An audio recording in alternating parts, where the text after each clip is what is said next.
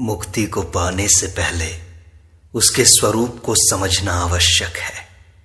इसके बारे में पूज्य स्वामी राम सुखदास जी कहते हैं, लोगों ने प्रायः ऐसा मान रखा है कि हम प्रयत्न करके विशेष स्थिति प्राप्त कर लेंगे तब हमारा कल्याण होगा।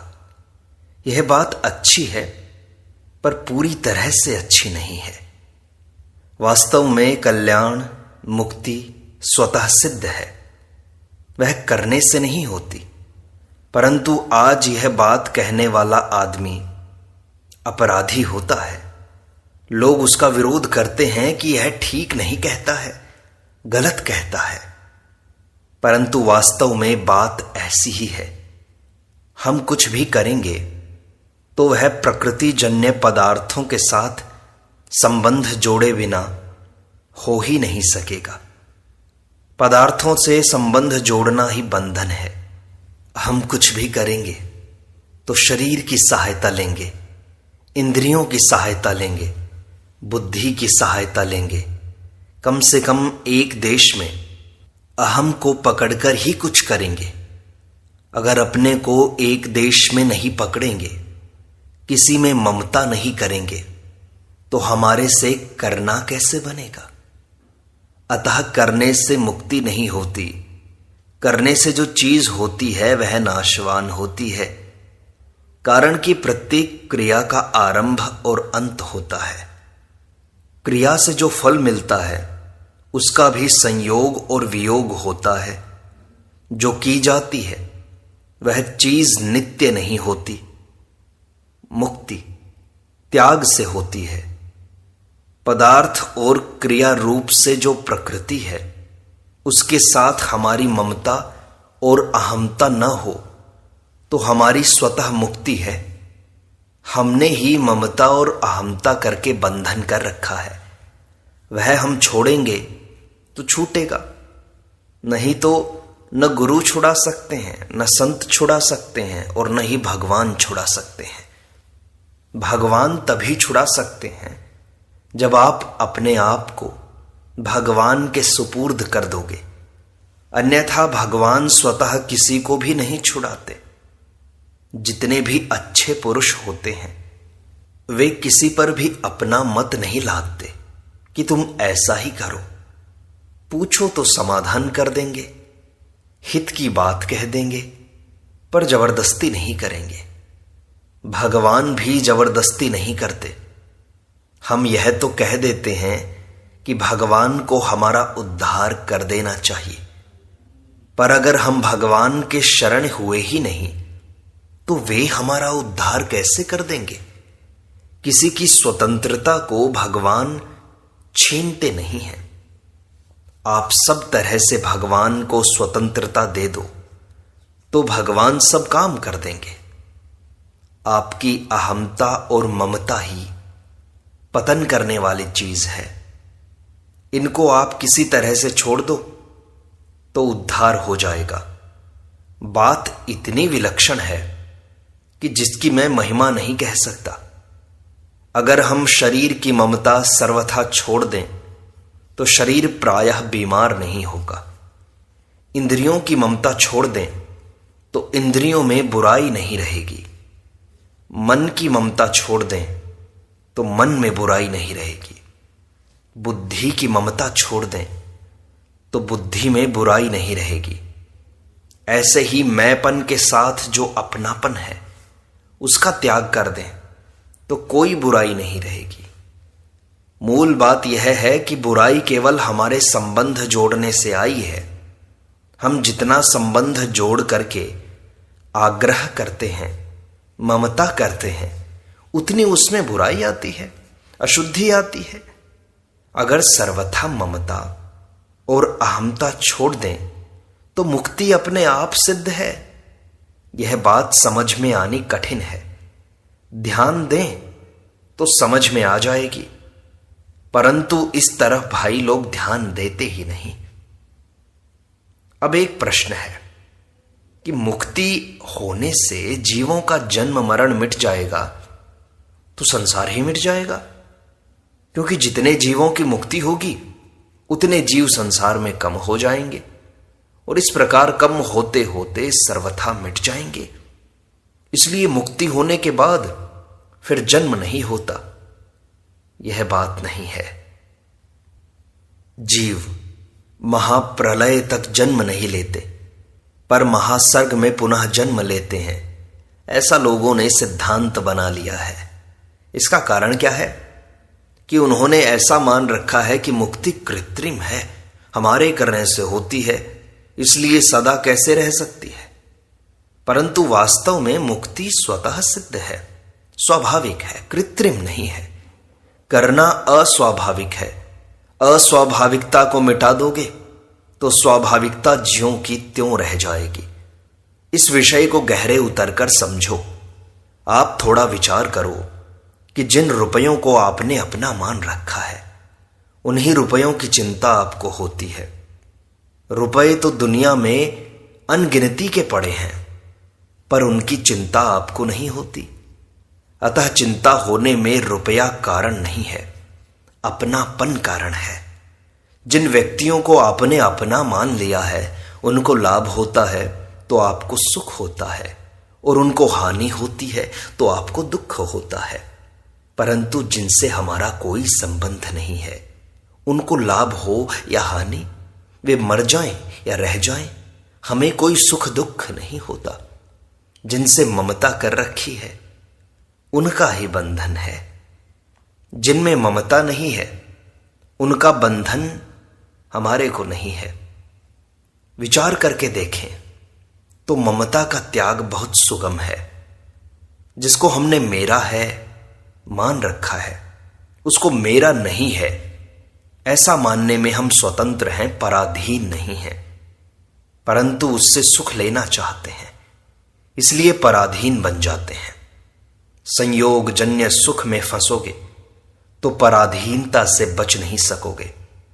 भगवान साफ कहते हैं, ये ही संस्पर्श जाब होगा दुख यो नया एवते आद्यंतवंतः कौन्तेय न तेषु रमते बुधः। संबंध जन्य जो सुख हैं वे दुखों के ही कारण हैं और आदि अंत वाले हैं। इसलिए विवेकी पुरुष उनमें रमण नहीं करता। जो उनमें रमण नहीं करता उसका कल्याण हो जाता है। संयोग जन्य सुख की लोलुपता ही संसार में बांधने वाली चीज है। मैंने पहले भी कहा था, आज भी कह दूं, मैंने पढ़ाई की, सत्संग किया, व्याख्यान दिए, इतने पर भी मेरा समाधान नहीं हुआ कि बात क्या है, यह बंधन कहां है। फिर संतों की कृपा से यह बात मेरी समझ में आई कि संबंध जन्य सुख की इच्छा है, यही मूल बंधन है। सुख की इच्छा समाधि तक रहती है, यह सुख की इच्छा ही बांधने वाली है। इस बात पर आप पूरा विश्वास करो। श्रोता ने पूछा, मालूम तो पड़ता है स्वामी जी की बात यह सही है पर बैठती नहीं। स्वामी जी ने कहा, सही बात है, ऐसा मालूम पड़ता है तो फिर खटपट मिटती क्यों नहीं? कहीं ना कहीं दोष है। जिस बात से खटपट मिटती है उस बात का ज्यादा आदर करो। खटपट मचती है तो उसके मूल में क्या है उसकी निगाह करो। जहां कहीं मन में खलबली मचे तो स्वयं विचार करो कि मूल में कहां दोष हुआ, क्या दोष हुआ। तो कहीं ना कहीं ममता की है, पक्षपात किया है, सुख भोग की इच्छा की है, किसी लाभ की इच्छा की है, कुछ न कुछ लेने की इच्छा की है, नहीं तो खलबली हो ही नहीं सकती। श्रोता ने पूछा कि परमात्मा के लिए व्याकुलता होती है तो उसमें कोई सांसारिक सुख आने से हम उस सुख की तरफ चले जाते हैं, व्याकुलता की तरफ नहीं आते। ऐसे समय क्या करें? स्वामी जी ने कहा, व्याकुलता में रहो, भोग में मत जाओ, भोग को पकड़ो मत। भोग के कारण को अर्थात राग को पकड़ो और उसको मिटाओ। अपनी यह बात हुई है ना, इससे बड़ा लाभ होता है। अपने आप सोचोगे तो यह बाधा नहीं मिटेगी, और आपस में खुल करके बात करते ही इसको मिटाने में आपको मदद मिलेगी। यह मैंने देखा है। मुझे कोई समझा देता है तो वह काम मेरे लिए बड़ा सुगम हो जाता है। स्वयं मैं सोचता हूं, समझता हूं तो भी फर्क तो पड़ता है, परंतु दूसरे के समझाने से बड़ी जल्दी फर्क पड़ता है। मेरी प्रकृति ऐसी है तो मैं समझता हूं कि दूसरों की प्रकृति भी ऐसी होगी।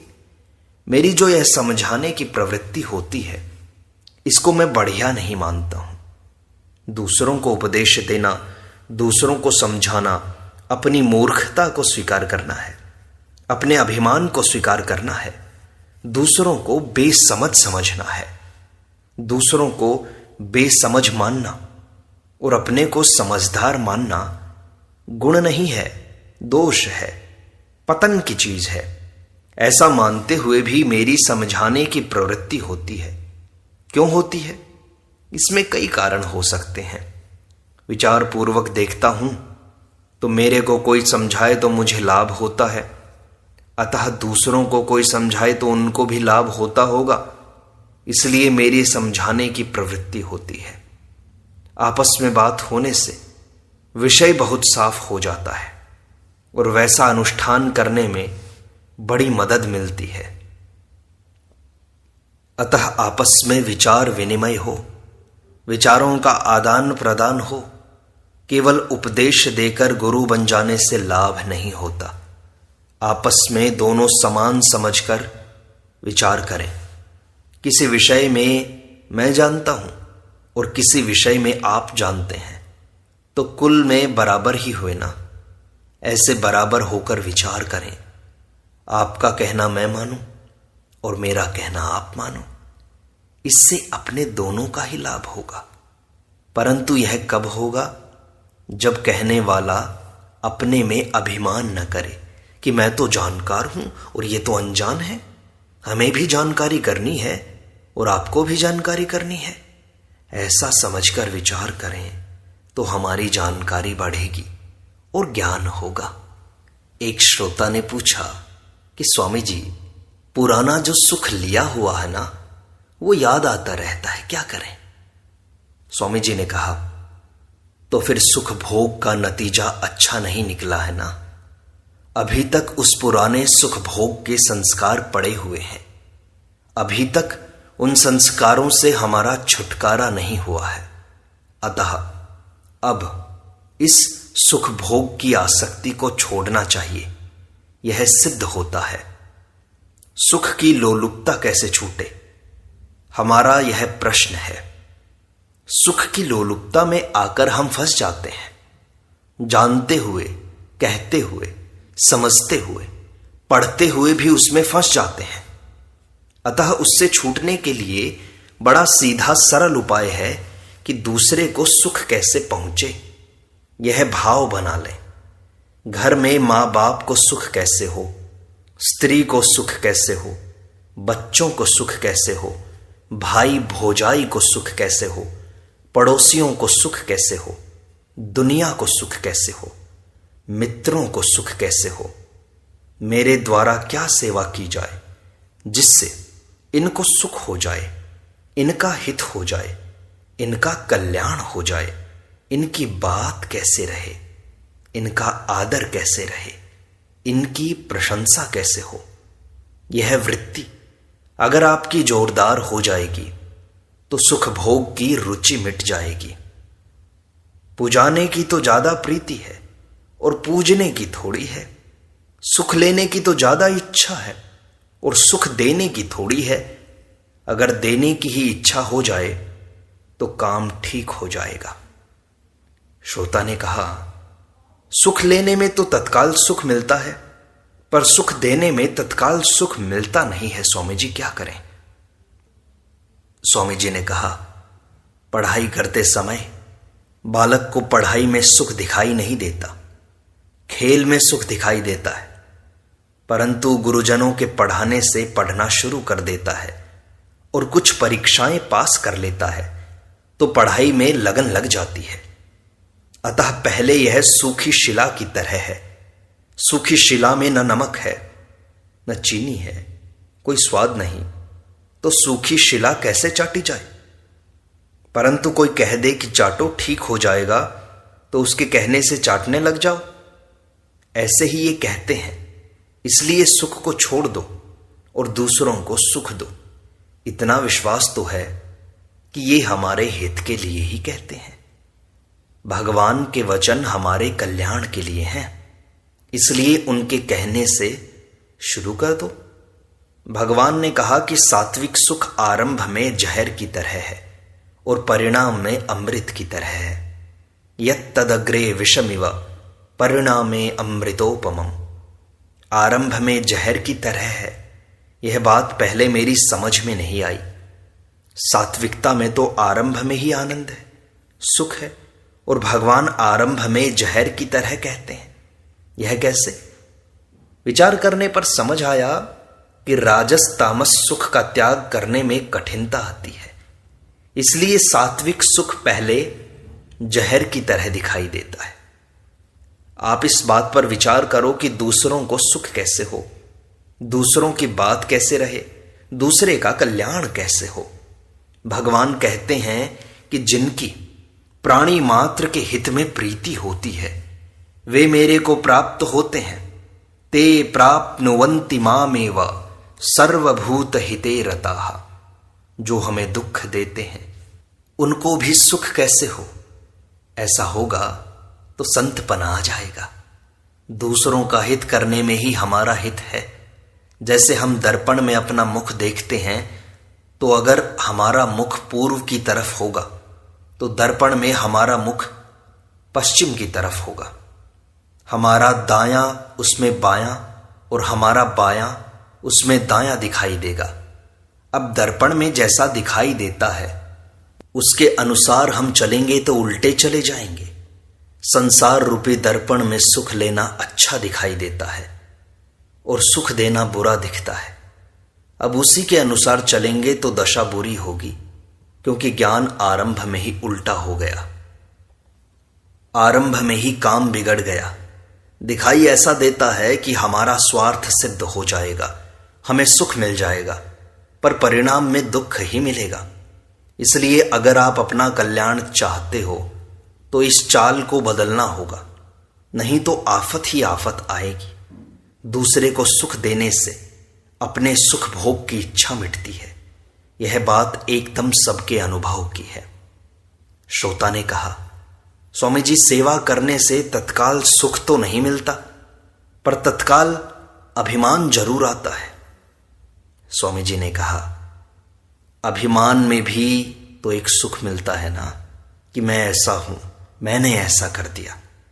हमें इस अभिमान के सुख को भी छोड़ना है। ऐसा विचार करो तो यह छूट जाएगा। जैसे अपनी लड़की का ब्याह करना है, यह विचार रहने से अपने लड़के में जितनी ममता होती है उतनी अपनी लड़की में ममता नहीं होती। इसी तरह अभिमान के सुख को छोड़ना, यह पक्का विचार हो जाएगा तो अभिमान जन्य सुख में ममता नहीं रहेगी। देखो, इस बात को ध्यान से समझो। जीवात्मा की प्रकृति के साथ मानी हुई एकता है और परमात्मा के साथ स्वरूप से एकता है, क्योंकि यह परमात्मा का ही अंश है। शरीर के साथ संबंध जोड़ने से यह कर्ता भोक्ता बनता है और जन्म मरण में चला जाता है। अगर यह शरीर के साथ संबंध न जोड़े तो मुक्त हो जाता है। वास्तव में यह मुक्त ही है। यह स्वतः स्वाभाविक सब में परिपूर्ण होते हुए भी अपने को एक शरीर में स्थित मान लेता है और जन्म मरण के चक्कर में पड़ जाता है।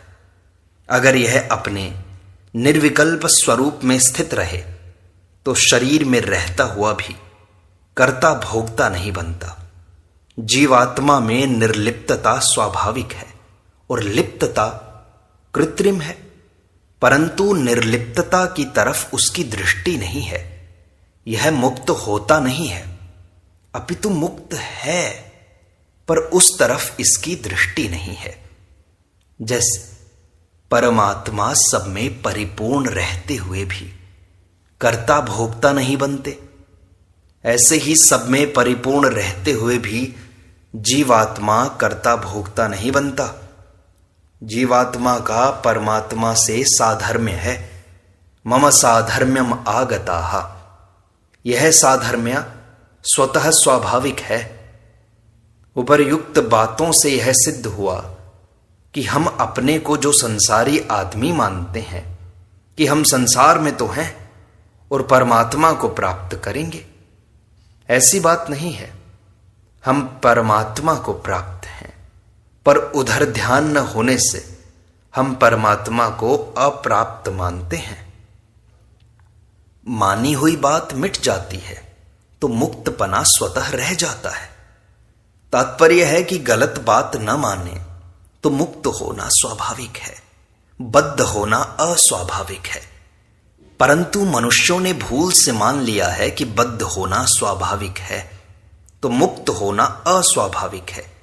इसलिए मेहनत करेंगे, उद्योग करेंगे, तब मुक्त होंगे, अन्यथा बद्ध ही रहेंगे।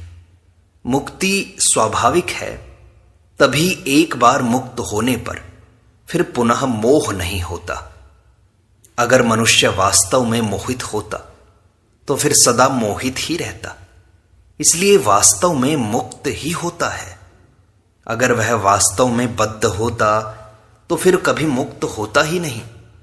परंतु मुक्त होता हुआ भी अपने को बंधन में मान लेता है। यह माना हुआ बंधन मिटने पर जो मुक्ति स्वतः स्वाभाविक है उसका अनुभव हो जाता है। बद्धावस्था में भी जीव वास्तव में लिप्त नहीं है। शरीरस्थोपि कौन्तेय न करोति न लिप्यते। बद्धावस्था में भी वह तटस्थ अलग है, पर अलगाव का अनुभव न करके लिप्तता का अनुभव करता है। इसलिए बद्धपना माना हुआ है और मुक्तपना इसका स्वतः वास्तविक स्वरूप है। जो हमारा वास्तविक स्वरूप है उसी को जानना है। उसको जानने पर फिर मोह नहीं होगा। बंधन आगंतुक है, मुक्ति स्वतः सिद्ध है। हमने अस्वाभाविक को स्वाभाविक और स्वाभाविक को अस्वाभाविक मान लिया है, इसलिए बंधे हुए रहते हैं। वास्तव में जड़ और चेतन का संबंध होना असंभव है। जैसे अंधकार और प्रकाश आपस में नहीं मिल सकते, ऐसे ही जड़ और चेतन आपस में नहीं मिल सकते। परंतु चेतन में यह शक्ति है कि वह जड़ को अपने साथ मिला हुआ मान लेता है। चेतन सत्य है, इसलिए वह जो मान्यता कर लेता है वह भी सत्य की तरह हो जाती है। यह शक्ति जड़ में नहीं है। जड़ ने चेतन को अपना नहीं माना है, अपितु चेतन ने ही जड़ को अपना माना है, तभी वह बद्ध होता है। अगर यह जड़ को अपना न माने तो बनावटी बंधन मिट जाएगा और मुक्ति स्वाभाविक अनुभव हो जाएगी। इसलिए मुक्ति सहज है, स्वाभाविक है। बद्धपना बनावटी है, अस्वाभाविक है। हमारा स्वरूप स्वाभाविक मुक्ति का है। प्रकृति में निरंतर क्रिया होती है, सर्ग अवस्था में भी और प्रलय अवस्था में भी, पर स्वरूप में कभी क्रिया होती ही नहीं। वह ज्यों का त्यों रहता है। अनंत अनंत अनंत काल बीत जाएं तो भी वह ज्यों का त्यों रहेगा। वह अनेक शरीर धारण करने पर भी उनसे अलग रहता है। एक दिन में कई क्रियाएं करता है, पर स्वयं अलग रहता है। अलग रहने से ही वह पहली क्रिया को छोड़कर दूसरी क्रिया पकड़ता है, दूसरी को छोड़कर तीसरी पकड़ता है, तीसरी को छोड़कर चौथी पकड़ता है। अगर स्वरूप में भी क्रियाशीलता होती तो वह सदा एक ही क्रिया में और एक ही शरीर में रहता। वह पहली क्रिया को छोड़कर दूसरी को कैसे पकड़ता? एक शरीर को छोड़कर 84 लाख योनियों में कैसे जाता? सबसे अलग होने पर भी यह जड़ शरीर वस्तु, व्यक्ति और क्रिया के साथ संबंध जोड़कर बंध जाता है। बंध जाने के बाद फिर छूटना कठिन हो जाता है। इसलिए हमारा स्वरूप मुक्त है और मुक्ति स्वाभाविक है, स्वाभाविक रूप से सिद्ध है। यह हमें मान्यता बनानी होगी। इस प्रकार सत्संग का यह भाग यहीं संपूर्णता को प्राप्त होता है। शेष अगले अंक में।